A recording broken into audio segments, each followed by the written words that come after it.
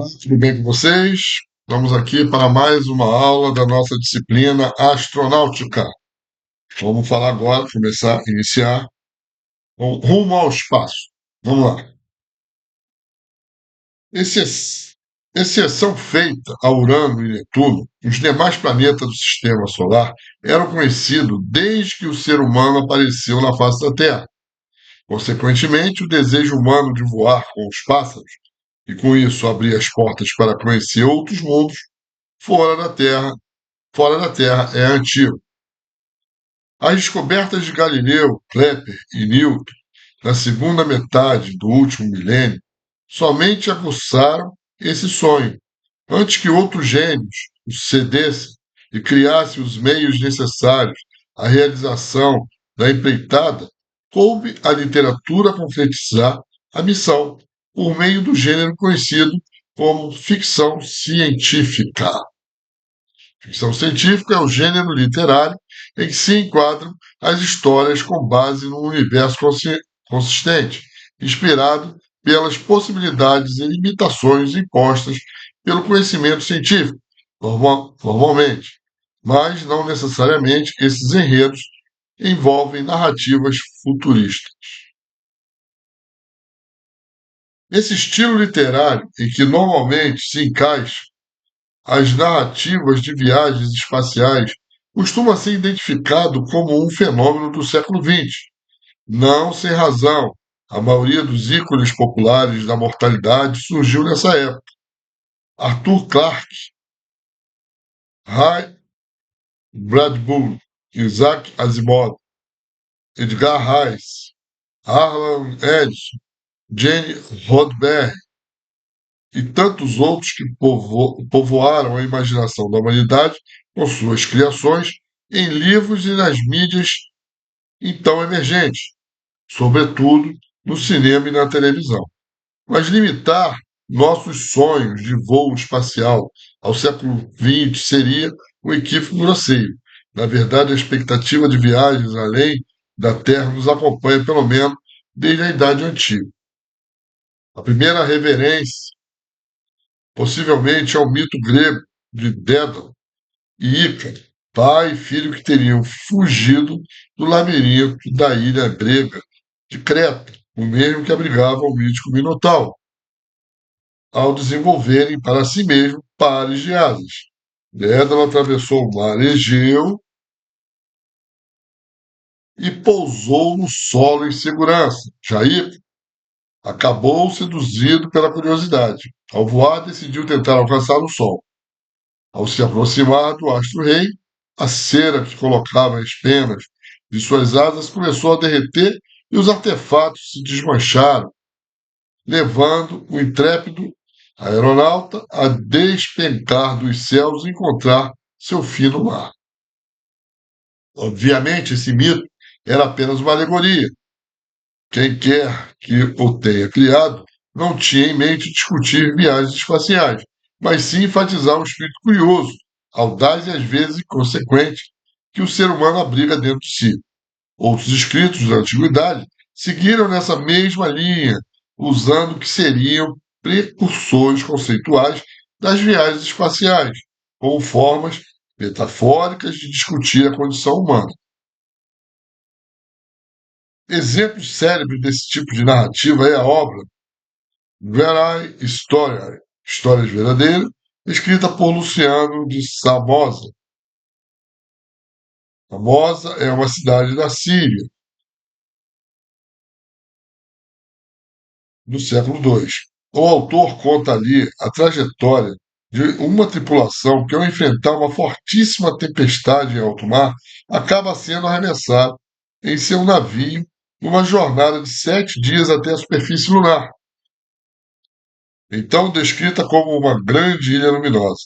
Lá os navegantes acabam envolvidos no conflito entre os habitantes da Lua e os do Sol, com o estabelecimento de uma trégua, e os aventureiros conseguem voltar à Terra. Entretanto, a primeira obra que merece ser realmente considerada precursora da ficção científica é o Sombrio, de Johannes Kepler. Para conseguir seu intento, Sem despertar a raiva das autoridades, ele estimulou suas ideias numa história. O pequeno livro conta a história de Duracotes, um rapaz que é expulso de casa por sua mãe, Hilt, e vaga pelo mundo até arranjar um trabalho sob a tutela do astrônomo dinamarquês Tycho Brahe. Após 5 anos de observações com o prestigiado cientista Duracotes, decide voltar para casa. Sua mãe fica feliz em revê-lo, enquanto ele descreve o que aprendeu sobre a Lua e os corpos celestes.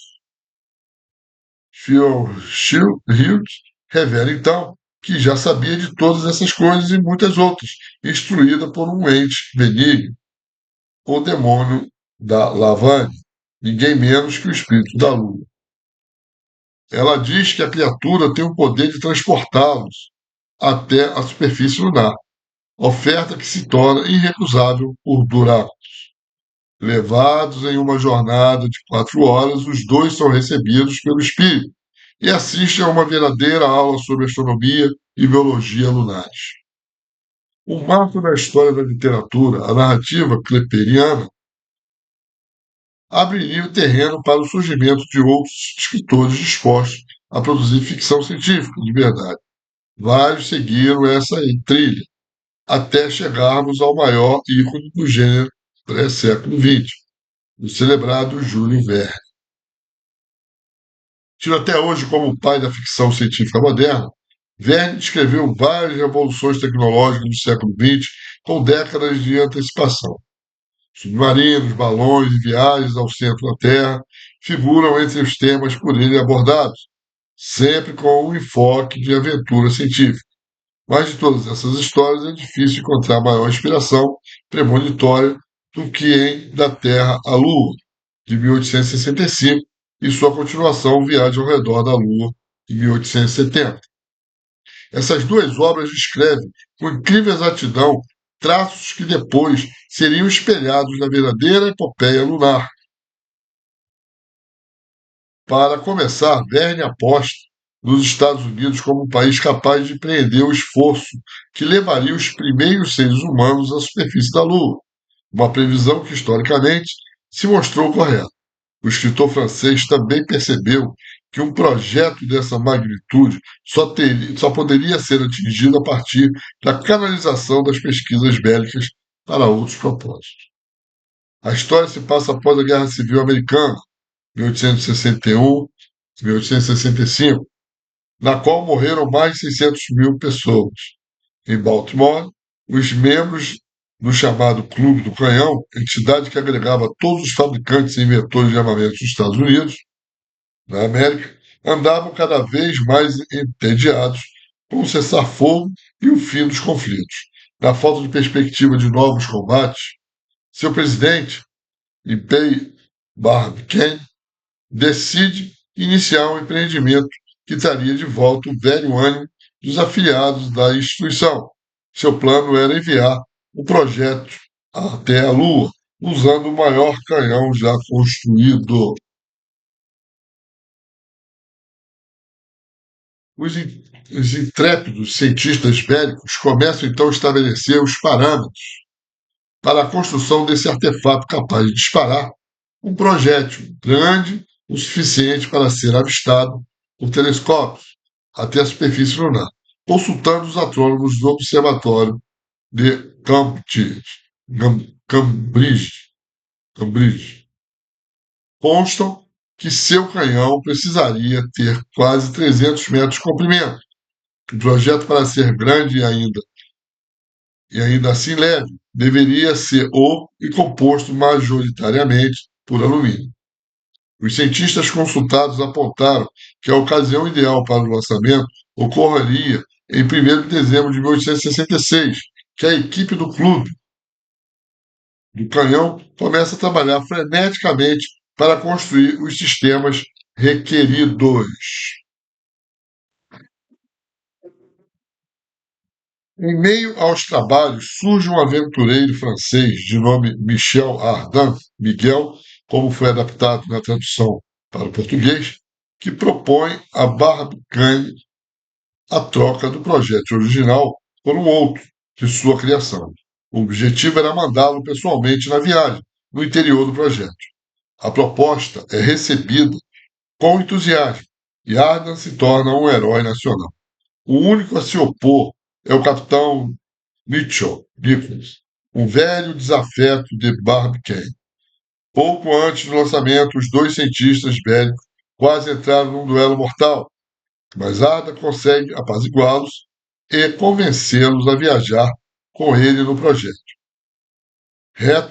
Foguetes seriam utilizados como forma de fazer o projétil aluniçar suavemente ao solo lunar, onde, diga-se de passagem, os intrépidos terráqueos pretendiam estabelecer uma colônia e lá ficar para sempre.